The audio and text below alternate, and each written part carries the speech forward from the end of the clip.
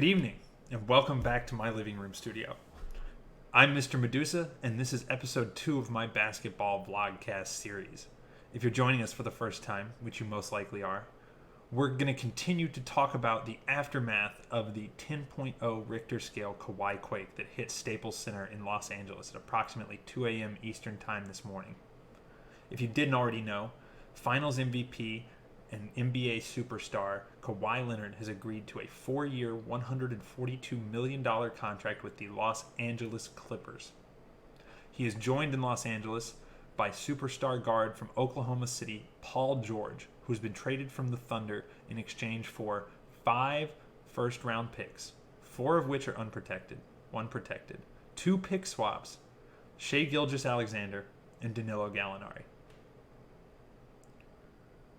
Staples Center itself is going to be the epicenter of one of the biggest rivalries in basketball finally coming to an actual fruition in Clippers versus Lakers all season long.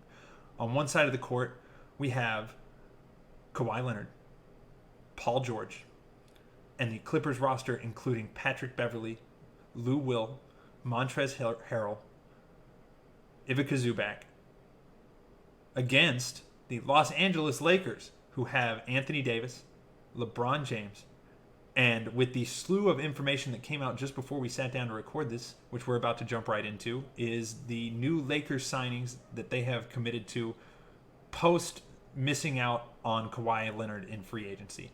This includes Quinn Cook from the Golden State Warriors as a point guard, Rajon Rondo, and DeMarcus Cousins. So Los Angeles Lakers have essentially rebuilt the New Orleans Pelicans around Los Angeles Lakers superstar LeBron James.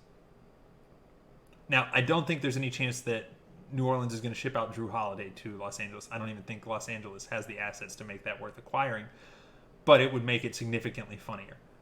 Now, Los Angeles has signed one more player that I really want to talk about in just a minute. But before we get there, let's take a second to talk about what this Boogie signing means for Boogie and the Lakers. Now, for the Lakers, they get a backup big man in Boogie Cousins, who has shown to be at least serviceable in the postseason. I don't think he was terrible pre-quad injury. I think post-quad injury, we're not entirely sure what 100% looks like for Boogie yet. Now, this should be a good season for Boogie. He'll get less of a spotlight playing with Anthony Davis and LeBron. He'll get a lot of time to rehab that injury. He'll get himself a guaranteed ring.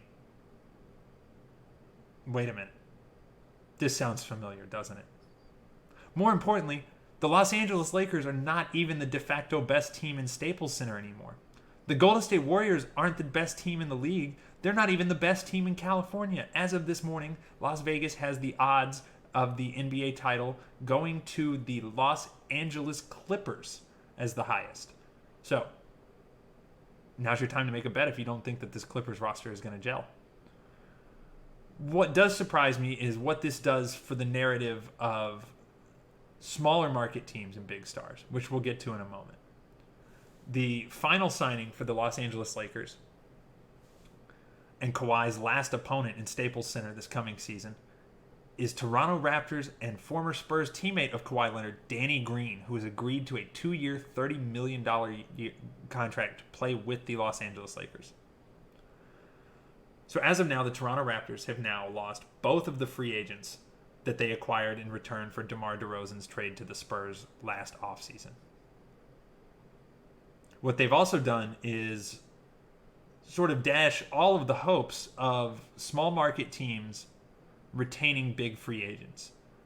Moving into this offseason, obviously Kawhi Leonard was the biggest free agent decision we were all waiting on after Kevin Durant and Kyrie Irving had signed with the Brooklyn Nets.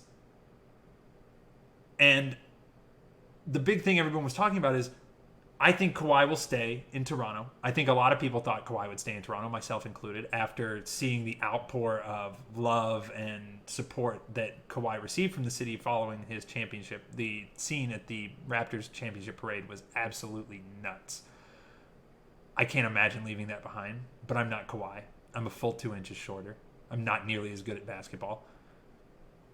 And so it really strikes this interesting pose because not only has Kawhi opted to leave behind Toronto, which I don't agree is a small market. I think seeing how Toronto and Canada embraced Kawhi and the Raptors following their postseason run, that Toronto may be one of the largest markets out there, having seen the streaming numbers. So we're going to have to agree to disagree on that. But when you combine that with Paul George forcing his way out of Oklahoma City, requesting a trade with Sam Presti, that whole narrative of, oh, look at Paul George, look at how the Thunder were able to retain him after his one-year rental by showing him good culture and making him want to be in this city, that's all gone out the window. Kawhi managed to not only ruin one small market's hopes, he ruined two.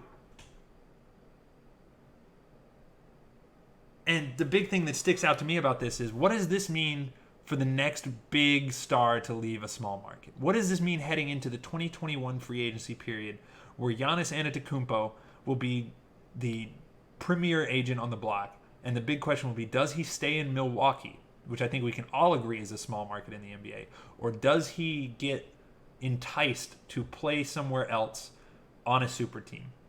Now, keep in mind that by 2021, we could even be looking at something where LeBron James is no longer playing basketball, and the Los Angeles Lakers could be looking to replace that superstar in their big three.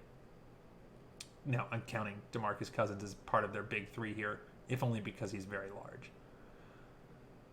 I think it's also an interesting question for what does this mean for the small market for Oklahoma City Thunder. The Paul George trade puts them in an interesting position that I don't think is all bad. Prior to this season, they were in a terrible, terrible space cap-wise. They had no flexibility. They were over the cap. They would be in the luxury tax.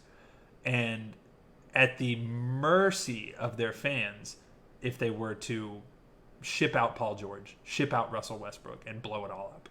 Now that Paul George has sort of forced his way out, it gives Sam Presti and Oklahoma City the ability to wipe their hands, blow the roster up, get rid of Adams and his $52 million guaranteed over the next 2 years, get rid of Westbrook and his $124 million guaranteed over the next 3 years, and a $47 million player option in year 4, and acquire more assets and target a longer timeline like the rest of the league seems to be doing. Now, the interesting thing is that this was almost not what happened. We're getting reports that prior to this, Sam Presti was not feeling so great about trading Paul George to the Clippers and had in fact reached out to Masai Ujiri and the Toronto Raptors to explore the possibility of trading Russell Westbrook and Paul George to the Raptors. Now, the Thunder ended up deciding that the assets Toronto had to offer were not worth both of their star players, and Toronto did not want to essentially give up most improved player and moving forward maybe even franchise star Pascal Siakam. So instead, Paul George is now a Clipper. Shai Gilgeous-Alexander and Danilo Gallinari are now Thunders. The interesting thing about that trade was that unlike his deal with the Clippers, Kawhi Leonard did not make any guarantees to the Toronto Raptors that if they acquired Paul George, he would even stay. So there was a chance that even if Masai Ujiri shipped everything out to get Paul George in Toronto like Kawhi wanted, Kawhi would not have stayed. And more importantly, it's not home for Paul George. It's not home for Kawhi Leonard. They both grew up in Southern California. They're both LA boys. They both wanted to go home and play in LA. And that's what's happened now. Just like Kawhi Leonard can't make any guarantees, I can't make any guarantees about how the NBA is going to shake up in the next 24 to 48 hours. But what I'd like to do is, coming back for the next series of my vlog, is we're going to talk about some East Coast basketball. I'd really like to take a look at the Nets forecast for the season. I really want to see what changes the Celtics have made and talk about that a little bit with their signing of Al Horford. I want to talk about the 76ers' newly revamped roster and their recently healed rookie Zaire Smith, who's been showing up in the Summer League alongside draft pick Matisse Thybulle. So, again, it's free agency period. Anything could happen. But in the event that it doesn't, we'll be back here in a couple days, if not tomorrow, to talk about the Boston Celtics, the Philadelphia 76ers, and the Brooklyn Nets. Now, last time I uploaded my video at 3 in the morning. I recorded it with about 10 minutes of preparation. And I spent the rest of the night kicking myself for forgetting to ask you guys to like and subscribe if you liked my content.